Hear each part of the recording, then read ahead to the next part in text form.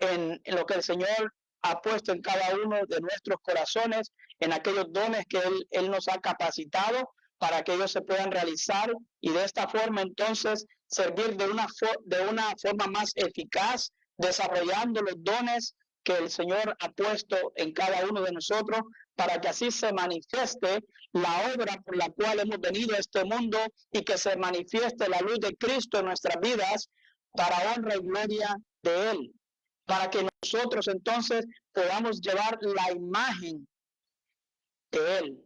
La Escritura nos enseña desde los primeros versículos de Génesis que dijo Dios, hagamos al hombre conforme a nuestra imagen y semejanza.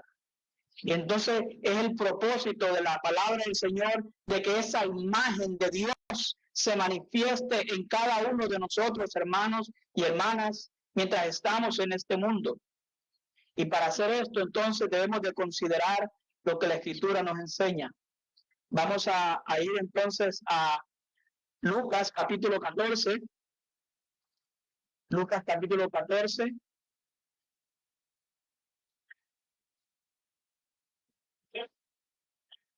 Y versículo 26. Vamos a leer 3 puntos que vamos a ver en cuanto a las condiciones del discípulo. Lucas 14, 26 dice la palabra del Señor: si alguno viene a mí y no aborrece a su padre y madre y mujer e hijos y hermanos y hermanas y aún también su propia vida, no puede ser mi discípulo. Primera condición que vamos a ver en este versículo 26 es aborrece. La palabra, vamos a hablar un poco de ello, lo que significa aborrece aquí en la Escritura, en este versículo 26. Y luego la segunda, de la cual vamos a hablar, está en el versículo 27. Y el que no lleva su cruz y viene en pos de mí, no puede ser mi discípulo. En la segunda condición que tenemos aquí, entonces, es llevar la cruz de Cristo. Llevar su cruz. O sea, cada uno de nosotros como creyentes debemos de llevar una cruz mientras estamos en este mundo, así como Él llevó aquella cruz para salvarnos a nosotros. Ahora nosotros en respuesta a ese amor también tenemos que llevar una cruz de sufrimiento, de aflicciones, de ser menospreciados, de sufrir injusticias por amor al Señor, y tenemos que llevar esa cruz de la forma que Él la llevó por nosotros, así de que Él nos ha dado el ejemplo que debemos de seguir. Lo vamos a ver un poco más detallado. Y el tercer punto que vamos a ver es entonces, está en el versículo 33, y dice: así pues, cualquiera de vosotros que no renuncie a todo lo que posee, no puede ser mi discípulo. Tenemos esos 3 puntos que vamos a desarrollar entonces en esta tarde. Primer punto que vemos aquí, el 26, donde dice: si alguno viene a mí y no aborrece a su padre y madre y mujer e hijos y hermanos. Y ahí nombra aquellos seres cercanos nuestros que amamos, pero que al venir a Cristo se convierte en una lucha y se convierte muchas veces en un problema. La Escritura dice que los enemigos nuestros serán los de nuestra propia casa. Cuando el creyente se convierte al Señor y vive en un lugar donde, en un ambiente donde, una casa donde son inconversos, es un gran problema ahora para aquellos. Si tal vez vive en un hogar donde hay mucho vicios o alcohol o droga o que sea, cualquier sea el ambiente que hay en ese lugar, y ahora se convierte al Señor, ahora viene a ser luz. Ahora aquel creyente que se aparta de todas esas cosas y comienza a manifestar la luz del Señor en su vida, va a comenzar a tener ahora problemas en aquel lugar, y ahora lo van a comenzar a ver de una forma rara, porque las acciones justas que comienza a hacer el creyente le van a testificar a aquellos que están en el error, que están en tinieblas, y van a comenzar a juzgar, van a comenzar a ir en contra entonces de aquellas acciones, porque las acciones justas les juzgan a ellos que andan en tinieblas de que están mal, y por eso crea automáticamente un conflicto en aquel momento. Ahora, Esta palabra aquí de aborrecer quiere decir amar menos. En otras palabras, es una obediencia directa al primer y gran mandamiento que tenemos en la palabra del Señor. Dice en Marcos 12:30, y amarás al Señor tu Dios con todo tu corazón, con toda tu alma y con toda tu mente y con todas tus fuerzas. Este es el primer mandamiento. Y luego dice en Mateo también 6:24, ninguno puede servir a dos señores, porque o aborrecerá al uno y amará al otro, o estimará al uno y menospreciará al otro. No podéis servir a Dios y a las riquezas. No podemos servir a dos señores. Parte entonces de aborrecer es ahora que Cristo va a tomar el primer lugar en mi vida. Él va a ser mi maestro. Si antes tenía a otra persona que me estaba enseñando, tenía a otro que me ayudaba en muchas o que miraba como ejemplo en mi vida, ahora hay alguien que va a ocupar ese lugar en el corazón del creyente. Y ese es el Señor Jesucristo. Él va a ser el ejemplo de cada uno de nosotros. Y ese es el ejemplo de un verdadero discípulo. Y aquellos que enseñan a otros el discipulado, el ser un discípulo de Cristo, es con la mira de que ellos vean que en su vida usted mira a Cristo y que ellos a la vez busquen ver también a Cristo. No que ellos busquen ver a un pastor, a un anciano o a una persona. Puede tener un buen ejemplo, un buen testimonio y qué bueno. Pero el propósito es que podamos cada uno de nosotros mirar al Señor Jesucristo y verle de la forma que Él tiene que ser visto. Comenzando como nuestro Maestro, como nuestro Señor, como aquel ahora que ha de tomar ese lugar tan especial en nuestro corazón para servirle, para escucharlo y para obedecerle. Creyentes entonces, y es por eso que este es el primer punto, la primera condición, amar menos, y por eso habla de padre y madre, porque son las personas más fuertes que tenemos, que hemos amado, pero nos habla de estas cosas porque él dijo que yo no he venido para traer paz a la tierra, sino disensión. Así dice la Escritura. Entonces, cuando dice esto la Escritura, él dice en Mateo 10:34, dice, no penséis que he venido para traer paz a la tierra. No he venido para traer paz, sino espada, porque he venido para poner en disensión al hombre contra su padre, a la hija contra su madre, y a la nuera contra su suegra, y los enemigos del hombre serán los de su casa. El que ama a padre o madre más que a mí, no es digno de mí. El que ama a hijo o a hija más que a mí, no es digno de mí. Y el que no toma su cruz y sigue en pos de mí, no es digno de mí. El que haya su vida la perderá, y el que pierda su vida por causa de mí, la hallará. Estas son palabras que nos enseñan con claridad lo que está diciendo aquí este versículo de Lucas en cuanto a amar menos y en cuanto a tener en primer lugar a nuestro amado Salvador.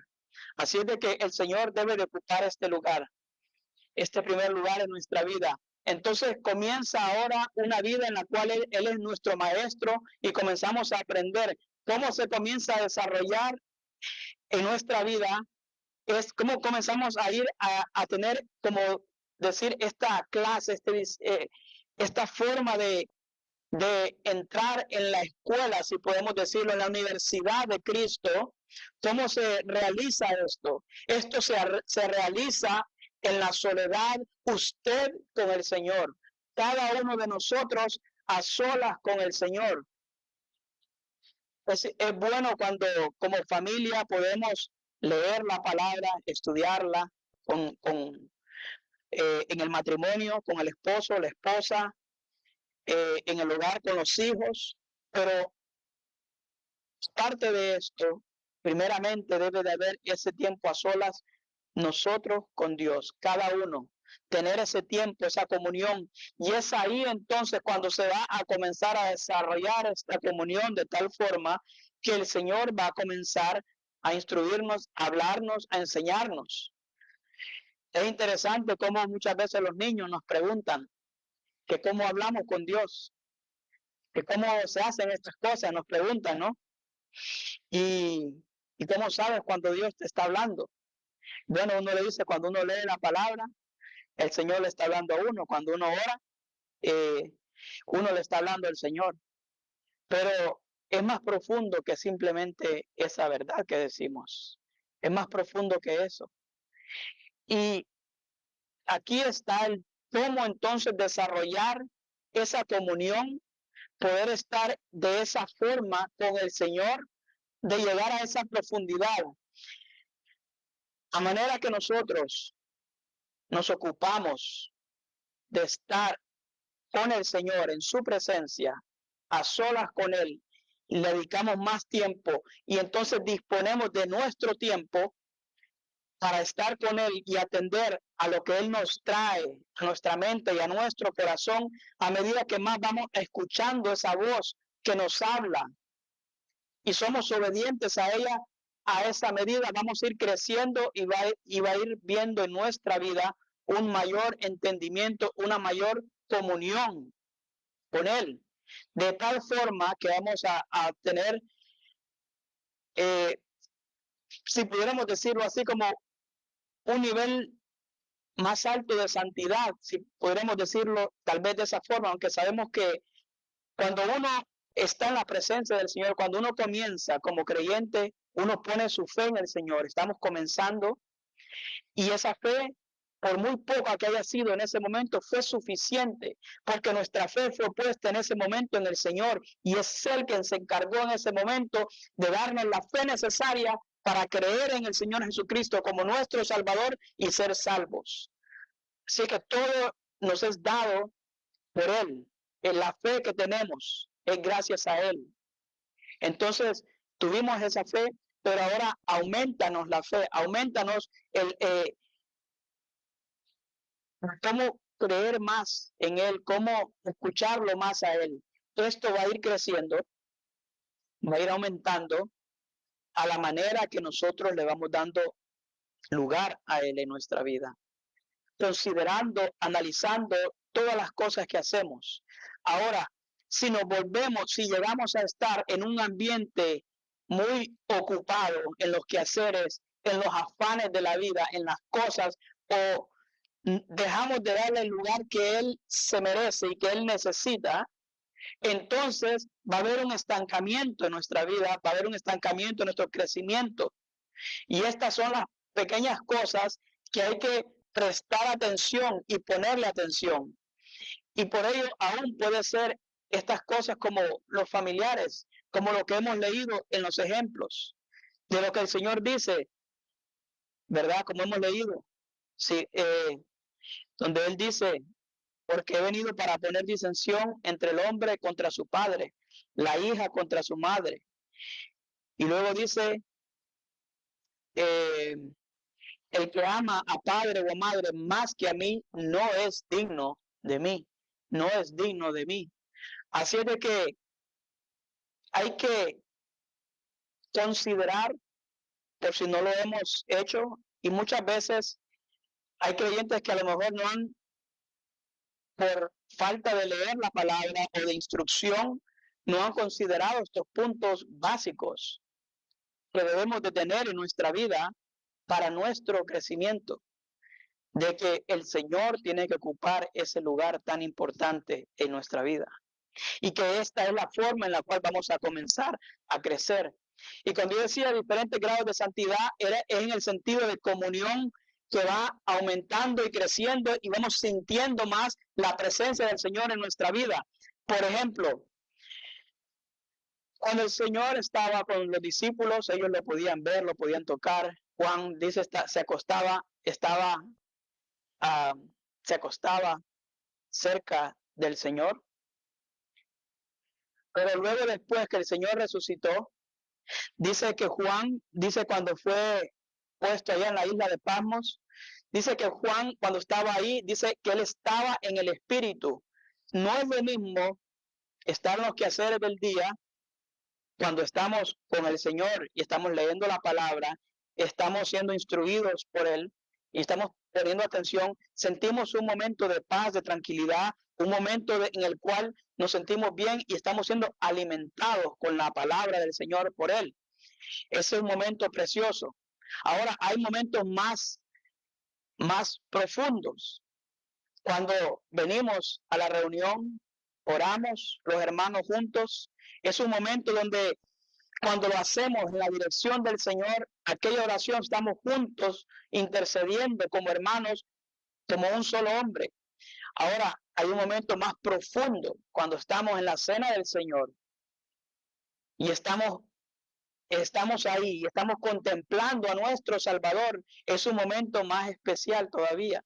Es un momento donde podemos contemplarle a Él. Es un momento donde nuestro corazón puede ser derramado en su presencia de las gratitudes y del amor que sentimos por ese gran amor que Él ha tenido para con cada uno de nosotros. Así de que es un momento más íntimo, más profundo que experimentamos y que podemos apreciar en la cena del Señor.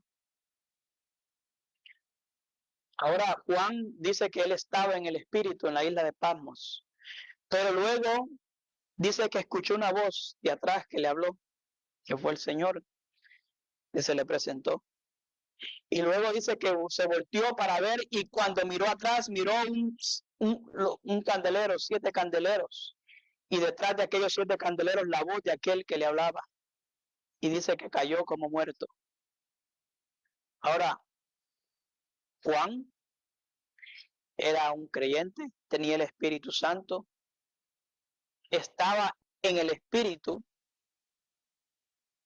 en la presencia del Señor, pero ahora que ve de una forma más profunda al Señor, de una forma, de una santidad más profunda, dice que cae como muerto. Y el Señor lo tiene que tocar y lo tiene que fortalecer para que se levante, para que escuche. El que estaba ahora de una forma más profunda, más íntima con el Señor y lo que Él iba a hacer y lo que tenía que escribir, ameritaba que Él estuviera de esa forma. Entonces, hermanos, para que nosotros sigamos creciendo espiritualmente, es necesario, es indispensable este tiempo a solas con el Señor. Y esto el mundo lo quiere robar, las ocupaciones, el afán lo quiere robar para llenarnos de cosas y limitarnos de ese tiempo que tenemos que tener con el Señor. Sabemos que hoy en día hay mucha, e inclusive la palabra del Señor, mucha, se envía mucho la palabra del Señor, pero si nos ponemos a ver todas las cosas que se envían, no tuviéramos muchas veces el tiempo para ver todo el material. A veces uno se siente como hasta un poco como culpable porque muchos hermanos le regalan libros, le regalan material bíblico, pero antes de todas esas cosas primero está la comunión con el Señor y estar en su presencia para luego después ir viendo las demás cosas que tenemos en las cuales podemos acudir y podemos ver. Pero hay tanto que el Señor quiere enseñarnos que debemos entonces considerar este tema y lo importante que es de amar menos, o sea, amar más, o sea, y amarás al Señor tu Dios con toda tu mente, con toda tu alma y con todas tus fuerzas, ¿verdad? Entonces, este es el primer punto. Vamos a continuar avanzando un poco. Ahora, el segundo punto que tenemos en el versículo 27, y el que no lleva su cruz y viene en pos de mí, no puede ser mi discípulo, dice la palabra del Señor. El que no lleva su cruz. Dice también la palabra del Señor en 2 Corintios 4, 10 y 11. Dice, llevando en el cuerpo siempre por todas partes la muerte de Jesús, para que también la vida de Jesús se manifieste en nuestros cuerpos, porque nosotros que vivimos siempre estamos entregados a muerte por causa de Jesús, para que también la vida de Jesús se manifieste en nuestra carne mortal. El apóstol Pablo aquí hablando a los hermanos ahí en Corintios, diciéndoles estas cosas, llevando en el cuerpo siempre por todas partes la muerte de Jesús. Pablo, que había sido azotado con 40 azotes menos uno, más de una vez, que había sido dejado casi como muerto, apedreado también, que había sufrido hambre, desvelos, burlas y cuantas cosas por causa del Evangelio, por causa del nombre del Señor Jesucristo, dice que Él también llevaba en su cuerpo las marcas. Entonces, llevar la cruz es tomar el camino, de la muerte. Llevar la cruz es algo que no se toma livianamente, no es algo que decimos yo voy a llevar la cruz de Cristo y yo puedo llevarlo. Podríamos usar el ejemplo de Pedro, cuando dijo, Señor, te seguiré a donde quiera que vayas. Aunque todos te dejaren, yo nunca te dejaré. No es eso, llevar la cruz de Cristo. No es decir que yo soy capacitado para hacer lo que sea por amor al Señor y que tengo la capacidad de hacerlo. No, ninguno de nosotros tiene la capacidad de, de llevar la cruz como el Señor nos manda, si no es por la ayuda del Espíritu Santo que mora en cada uno de nosotros. Todos aquellos hombres que murieron por causa del testimonio del Señor Jesucristo lo hicieron en el Espíritu. Y fue un olor fragante ante la presencia del Señor. Estimada es a los ojos de Dios la muerte de sus santos. Así de que cada uno de aquellos que murieron por amor al Señor pasaron de muerte a vida. Pero eso cuando el Señor les dice a aquellos que aborrecen, cuando Él dice ahí donde leímos, el que haya su vida, la perderá, y el que pierde su vida por causa de mí, la hallará. El que pierde su vida por causa de mí, la hallará. Por testimonio, por llevar entonces ese testimonio de que es cristiano, de que es un creyente. Hay lugares hoy en día donde decir que es creyente es peligroso.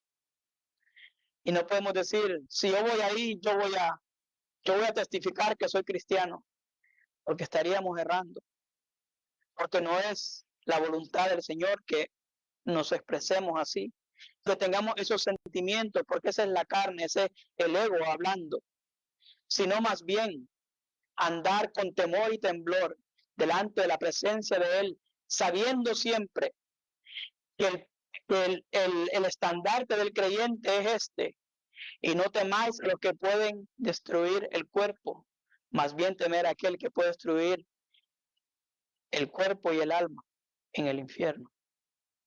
Sabiendo que el único que tiene la potestad de destruir el cuerpo y el alma en el infierno es el Señor.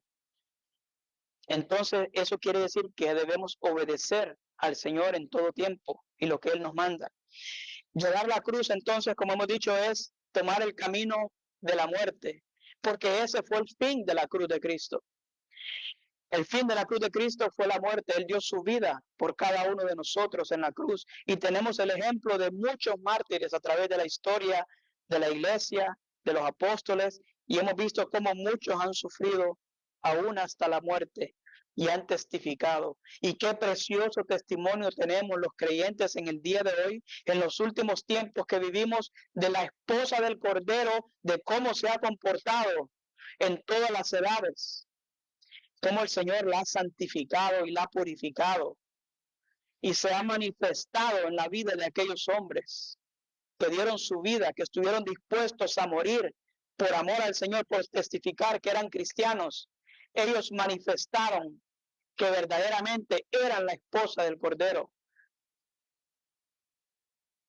Pero eso fue lo que Él vino a hacer, para presentarla delante del Padre, pura y sin mancha, a la esposa que es la iglesia. Qué obra tan preciosa ha hecho el Señor Jesucristo y cómo se ha llenado de testimonio lo que Él dijo que iba a hacer con su iglesia y se ha manifestado. Vamos a seguir avanzando. Entonces, vamos a hablar ahora el tercer punto en el versículo 33. Así pues, cualquiera de vosotros que no renuncie a todo lo que posee no puede ser mi discípulo. Renunciar a todo lo que posee. Esta condición es un acto de forma mental, si él lo desea, también de forma literal. Casi la mayor parte de los misioneros que han salido a la obra, los que llevaron y llevan el evangelio, dejaron todo atrás. Pero Pablo también le dice en Tesalónica a los hermanos ahí, a los creyentes que trabajen con sus manos, que se ocupen en sus negocios, para que se conduzcan honradamente y no tengan necesidad de nada. Pablo también le dice a Timoteo que en cuanto a los requisitos para los ancianos, para el obispado, que los que no proveen para los suyos, ¿cómo cuidarán de la iglesia de Dios si no puede cuidar de su casa, si no puede proveer para su casa? Entonces tiene que ver con la provisión, renunciar a todo lo que posee, tiene que ver con tener en el corazón la disposición de seguir al Señor, hacer lo que Él le mande hacer. Así de que a muchos Él les ha mandado a dejar las cosas y tenemos los ejemplos ahí en las escrituras, en Hechos, a Bernabé y aquellos hermanos que se convirtieron, como muchos vendían sus posesiones y luego las ponían a los pies de los apóstoles y ellos así entonces juntos y no había necesidad de nada porque todos estaban unánimes en un mismo sentir. Eran momentos preciosos y así es como también debemos de vivir como hermanos en la iglesia, en los tiempos que vivimos. Muchas veces que nos toquen el bolsillo ya es un problema o tal vez no hay mucho de acuerdo, pero no debe ser así, no debe de ser así. Debemos de, si hay alguna necesidad, tener la disposición en nuestro corazón de ayudar y de vivir y de ser generosos con todo lo que el Señor nos provee, teniendo en cuenta que todo lo que podemos tener es porque el Señor nos ha dado la salud, nos ha dado la sabiduría, nos ha dado todo y ha provisto para que podamos entonces obtener cosas materiales. Ahora, renunciar a todo lo que posee no tiene que ver todo el tiempo con dejar las cosas, pero muchas veces, por ejemplo, tenemos el ejemplo de aquel joven rico, que el Señor le dijo, aún te falta una cosa, porque el Señor sabía que en su corazón estaba el amor a las riquezas, a las cosas materiales. Ahora puede haber un creyente que tal vez no tenga mucho y diga, bueno, esto no es problema, pero dejemos que entonces el Señor le puede dar mucho y después decirle, déjalo todo y sígueme. Y quiero que hagas esto. Ahí va a ser, ahí vamos a ser probados entonces por el Señor si realmente estamos dispuestos a renunciar a todo lo que poseemos, si estamos dispuestos por amor al Señor a lo que Él nos manda hacer. Y muchas veces puede ser en el servicio, en el momento que Él nos llame a hacer algo, de dejar lo que estamos haciendo con el fin de ir y servir en tal lugar. Y si el Señor nos demanda de hacerlo, ¿por qué le vamos a decir que no? Esta es la disponibilidad del verdadero discípulo del Señor, que está dispuesto cuando el Señor le manda, le guía en su vida a hacer algo, lo va a hacer. Así de que no hay impedimento. Entonces, este tercer requisito tiene que ver con no haber impedimento en la vida del creyente para servir al Señor, hacer cualquier obra que el Señor le mande hacer. Pero si hay algo por lo cual no pueda ir a hacerlo, entonces le sucederá como aquel: Señor, te seguiré a donde quiera que vayas, pero deja que primero vaya y me despida de mi familia. Ninguno que poniendo su mano en el arado mire hacia atrás es apto para el reino de los cielos, le dijo el Señor. Ninguno que mirando hacia atrás. No hay nada que ver atrás de la vida pasada en la vida del discípulo, sino solamente puesta la mirada al frente, a la meta que el Señor nos ha dejado. Para terminar, disculpen que me voy a tomar algunos minutos, hermanos, les voy a contar la historia de cuando se escribió aquel himno: he decidido seguir a Cristo. Vamos a contarla. Dice: aproximadamente 200 años atrás, muchas almas se convirtieron al Señor en Wales, Inglaterra.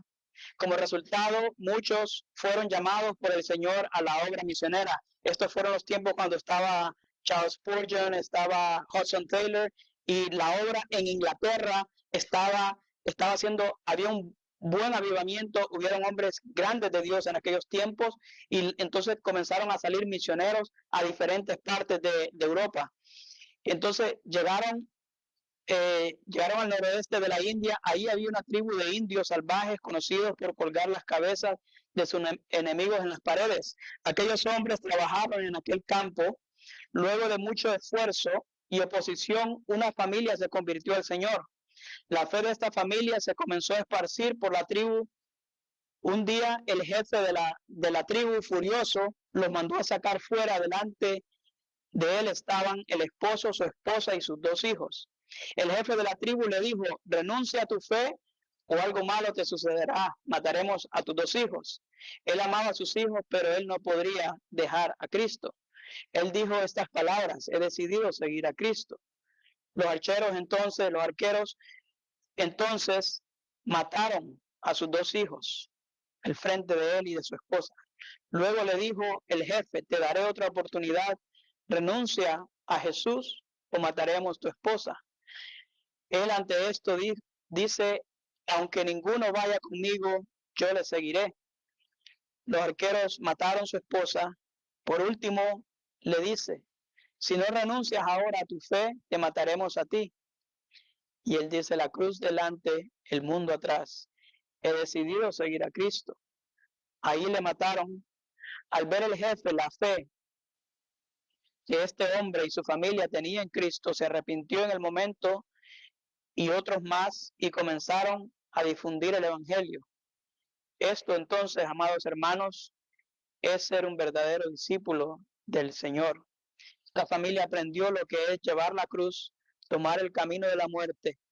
Y ahí podemos ver la historia de Esteban también. Podemos ver la historia de Pablo. El Señor dijo entonces, Él dijo en su palabra: el que pierda su vida por causa de mí, éste la hallará. Esteban, poderoso en palabras, pronto fue el primer mártir que tenemos en la escritura, en el libro de los Hechos. El que pierda su vida por causa de mí. Esteban perdió su vida por causa del Señor.